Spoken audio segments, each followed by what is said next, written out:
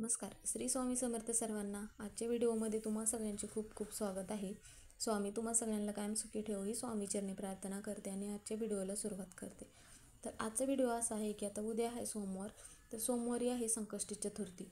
तर आपल्या मुलांची विघ्न दूर होत नाहीत किंवा अभ्यासात नोकरीत प्रगती होत नाही. सतत काय ना काय अडथळे येत असतील किंवा लहान मुलगा असेल खूप चिडचिड करतो, जे पण काय असेल तर त्यावेळेस मग आईने आपल्या मुलांसाठी सकाळीच एक दिवा लावायचा आहे, ज्यामुळे काय होईल की मुलांचे विघ्न दूर होतील, मुलांची नोकरीमध्ये प्रगती होईल, अभ्यासात प्रगती होईल. तर हा दिवा कधी लावायचा आहे आणि मग कसा लावायचा आहे त्याबद्दलची माहिती आपण आजच्या व्हिडिओत घेणार आहोत. तर व्हिडिओ शेवटपर्यंत नक्की बघा. व्हिडिओ आवडला तर व्हिडिओला लाईक करा. चॅनलवर नवीन असेल तर चॅनलला सबस्क्राईब करा. आता आपल्या घरावरती आपल्या मुलांवरती संकट येणारच नाहीत असे तर आपण करू शकत नाही, पण त्या संकटाचा वेग आपण सेवा उपाय करून तो वेग तरी आपण कमी करू शकतो. बऱ्याच वेळा काय होतं की आपण सेवा करतो गणपती बाप्पाच्या आणि उपाय करतच नाही. त्यामुळे आपल्याला वाटतं की आपण एवढी सेवा करतो पण आपल्याला पाहिजे तसं म्हणजेच की पाहिजे त्या गोष्टी आपल्याला मिळत नाहीत. त्यासाठी मग आपल्याला काही उपाय पण करणे तेवढेच महत्त्वाचे आहे. आता अडचणी दूर होण्यासाठी, घरातील कोणतेही मुलांचे विघ्न दूर होण्यासाठी आता गणपती बाप्पाचं म्हणजेच की संकष्टी चतुर्थीचा उपवास सगळ्यात जास्त महत्त्वाचा मानला जातो. तर प्रत्येक महिन्यामध्ये जी संकष्टी येते त्या प्रत्येक संकष्टी चतुर्थीचं वेगळं वेगळं महत्त्व आहे. आता जरी हा उपाय करण्यासाठी आपण उपवास केलाच पाहिजे का, तर नाही. तुम्ही उपवास न करता पण तुम्ही ही सेवा करू शकता. तर आता सेवा करत असताना मग कधी करायची आहे, तर तुम्हाला जर सकाळी शक्य झालं नाही तर तुम्ही संध्याकाळी पण तुम्ही ही सेवा करू शकता. म्हणजेच की जर सकाळी तुम्हाला हा दिवा लावणं शक्य झालं नाही तर संध्याकाळी तुम्ही लावू शकता. आता हा उपाय म्हणजेच की आपली इच्छा मनोकामना पूर्ण होण्यासाठी आपण गणपती बाप्पाचा दिवसभर उपवास करतो. संध्याकाळी चंद्र बघून चंद्राची पूजा करून गणपती बाप्पाला नैवेद्य बनवून मग आपण उपवास सोडतो. आणि मग त्यानंतर काय करायचं आहे की सगळ्यात अगोदर सकाळी लवकर उठल्यानंतर आपण ज्यावेळेस स्नान करत असतो किंवा घरातील जी इतर व्यक्ती स्नान करत असतील तर त्यावेळेस मग काय करायचं आहे, त्या व्यक्तीच्या अंघोळीच्या पाण्यामध्ये थोडीशी हळद आणि गंगाजल टाकून मग स्नान करायचं आहे. आणि मग त्याचप्रमाणे तुम्ही हे अशा पद्धतीचं मग पाणी ज्यावेळेस घराबाहेर आपण पाणी शिंपडतो म्हणजेच की घराबाहेरची नकारात्मकता निघून जाण्यासाठी, त्यावेळेस मग हे पाणी अशा पद्धतीने बाहेर पण शिंपडायचं आहे. आणि घरामध्ये आपल्या मुलांची नोकरीमध्ये प्रगती होत नाही किंवा प्रमोशन होत नाही तर त्यावेळेस मग घरातील ज्या पण काही अडचणी असतील, निगेटिव्हिटी असेल, नकारात्मकता असेल तर ते निघून जाण्यास मदत होते. आणि मग आपल्याला देवपूजा करायची आहे. देवपूजा करून झाल्यानंतर गणपती बाप्पाची मूर्ती असेल तर गणपती बाप्पांना अभिषेक घालायचा आहे. आता दररोज तर आपण प्रत्येक देवांना अभिषेक तर घालतोच, पण प्रत्येक देवांचा असा एक एक दिवस असतो की ज्या दिवशी आपण सगळ्यात जास्त सेवा करतो. त्याचप्रमाणे मग आपण गणपती बाप्पाची संकष्टी चतुर्थीला सगळ्यात जास्त सेवा करतो, गणपती बाप्पाचा उपवास करतो. जरी तुम्ही उपवास नाही केला तरीही हा उपाय करू शकता. फक्त महिलांनी ह्याच गोष्टीची काळजी घ्यायची आहे की महिलांना मासिक धर्म नसेल तरच हा उपाय करायचा आहे. जर असेल मासिक धर्म तर तुम्ही पुढील महिन्यात जी संकष्टी चतुर्थी येईल त्यावेळेस पण तुम्ही हा उपाय करू शकता. त्याचप्रमाणे आपल्या घरामध्ये सुतक असेल तरीही तुम्हाला हा उपाय करता येणार नाही. ज्यावेळेस पुढील महिन्यात येईल त्यावेळेस तुम्ही हा करू शकता. आणि मग त्यानंतर काय करायचं आहे, आता हे जे पाणी आहे आपण तर ते घरामध्ये बाप्पांना जे अभिषेक करतो तर ते पाणी मग आपण घरामध्ये सगळीकडे थोडं थोडं शिंपडायचं आहे. म्हणजे घरामध्ये, किचनमध्ये, हॉलमध्ये. आणि ते पाणी मग आपण प्यायचं आहे थोडंसं तीर्थ म्हणून आणि मुलांना पण प्यायला द्यायचं आहे. म्हणजेच की काय होतं की आपण तीर्थ म्हणून शिंपडतो त्याने मग बाप्पांचा आशीर्वाद आपल्यावरती, आपल्या मुलांवरती विघ्न दूर होण्यास मदत होते. आणि बाप्पांना चंदन लावायचं आहे आणि लाल जास्वंदीचं फूल अर्पण करायचं आहे.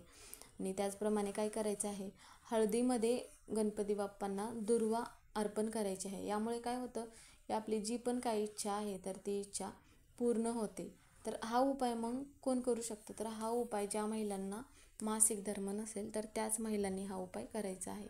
म्हणजे आपण हळद घ्यायची आहे आणि हळदीमध्ये गणपती बाप्पांना 21 दुर्वांची जोडी घ्यायची आहे आणि मग तशा पद्धतीची 21 दुर्वांची जोडी बाप्पांना अर्पण करायचा आहे. आणि मग आपल्याला जो दिवा प्रज्वलित करायचा आहे तर तो दिवा मग एक दिवा घ्यायचा आहे. आता जर तुम्ही एक स्वच्छ पंती घ्यायची आहे, अशी काळवंडलेली वगैरे न घेता स्वच्छ पंती घ्यायची आहे. आणि मग तो दिवा आपल्याला काय करायचा आहे, एक दिवा घेतल्यानंतर त्यामध्ये मग थोडंसं हळद आणि कुंकू एकत्र करायचं आहे. आणि मग त्यानंतर मग एक प्लेट घ्यायची आहे आणि त्यामध्ये आपल्याला एक स्वस्तिक काढायचं आहे. आता कोणत्याही शुभतेचं प्रतीक म्हणून आपण स्वस्तिक काढतो. स्वस्तिक सगळ्यात शुभ मानलं जातं. त्यामुळे मग आपण जे सेवा उपाय करणार आहोत ते पण आपल्या शुभ कार्यासाठीच करणार आहोत. म्हणून मग अगोदर एक स्वस्तिक काढायचं आहे.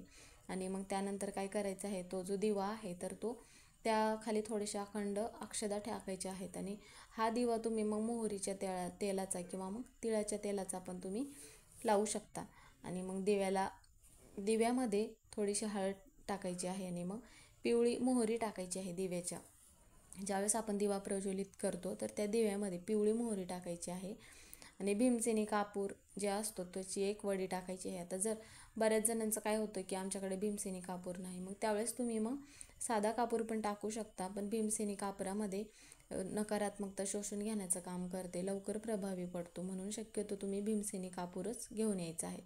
आणि त्यानंतर 3 काळी मिरी टाकायची आहे.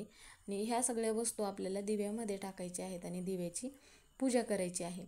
आणि त्यानंतर तुम्ही मग काय करायचं आहे, गणपती बाप्पाचं अथर्व शीर्ष 1 वेळा म्हणायचं आहे. आणि त्यानंतर ओम गण गणपते नमः असा जो मंत्र आहे तर हा मंत्र तुम्ही तुमच्या मुलांकडून म्हणून घ्यायचा आहे. आता जर तुमची मुलं तुमच्याजवळ राहत नसतील, लांब असतील किंवा बाहेर नोकरीसाठी गेले असतील तर तुम्ही स्वतः म्हटलात तरीही चालेल. आता ओम गण गणपते नमः हा मंत्र मग 108 वेळा म्हणायचा आहे. आणि आपली जी पण काही इच्छा आहे ती इच्छा मग गणपती बाप्पांना सांगायचं आहे. जे असेल, मुलांची अभ्यासात प्रगती होत नाही, नोकरीत यश मिळत नाही किंवा विवाह जुळून येत नसेल, जे पण काय असेल मुलांबद्दल त्यावेळेस मग सांगायचं आहे. तर कोणतीही आई आपल्या मुलांसाठी सेवा उपाय करत असेल तर त्यावेळेस मग आईने केलेली सेवा ही कधीच वाया जात नाही. त्यामुळे गणपती बाप्पा ती सेवा, कोणतीही इच्छा असेल तर ती इच्छा गणपती बाप्पा नक्की पूर्ण करतात. त्यामुळे मग तुम्ही हा जो असा दिवा आहे तर तो दिवा प्रज्वलित करायचा आहे. आता हा दिवा तुम्हाला सकाळी लावायला शक्य झालं नसेल तर तुम्ही संध्याकाळी पण हा दिवा लावू शकता. पण ह्या गोष्टीची काळजी घ्यायची आहे की आपण दिवा लावल्यानंतर कमीत कमी 2 तास तरी हा दिवा राहिला पाहिजे, एवढं त्या दिव्यामध्ये तेल टाकायचं आहे. आता ज्यांना सकाळी झालं नसेल हा दिवा प्रज्वलित करणं तर मग तुम्ही संध्याकाळी पण करू शकता. आणि सकाळी आपण गणपती बाप्पाची आरती करतो त्याचप्रमाणे इतर देवांची पण आरती करतो. तसेच मग संध्याकाळी पण आपण बाप्पांची आरती करायची आहे. जे पण काय गोडधोड नैवेद्य बनवला आहे तर तो नैवेद्य बाप्पांना ठेवायचा आहे. चंद्राची पूजा करून मग उपवास सोडायचा आहे. तर ही जी सेवा आहे तर ही सेवा, हा उपाय केल्यामुळे आपल्या घरातील ज्या पण काय अडचणी आहेत, मुलांच्या म्हणा, विघ्न असतील, नोकरीत अभ्यासात प्रगती होईल. त्यामुळे आईने आपल्या मुलांसाठी हा आवर्जून एक उपाय करायचा आहे. आणि तुमच्या तिथे जवळपास जर गणपती बाप्पाचं मंदिर असेल तर मग मंदिरात जायचं आहे. मंदिरात जाऊन बाप्पांना 21 दुर्वांची जुडी लाल जास्वंदीचं फूल आवर्जून अर्पण करायचं आहे. आणि जे पण काय नैवेद्य असेल म्हणा किंवा फळ म्हणा, तुम्ही हे पण अर्पण करू शकता. तर मग आजचा व्हिडिओ हा इथेच संपला. व्हिडिओ कसा वाटला कमेंट करून नक्की सांगा. व्हिडिओ पूर्ण बघितल्याबद्दल धन्यवाद.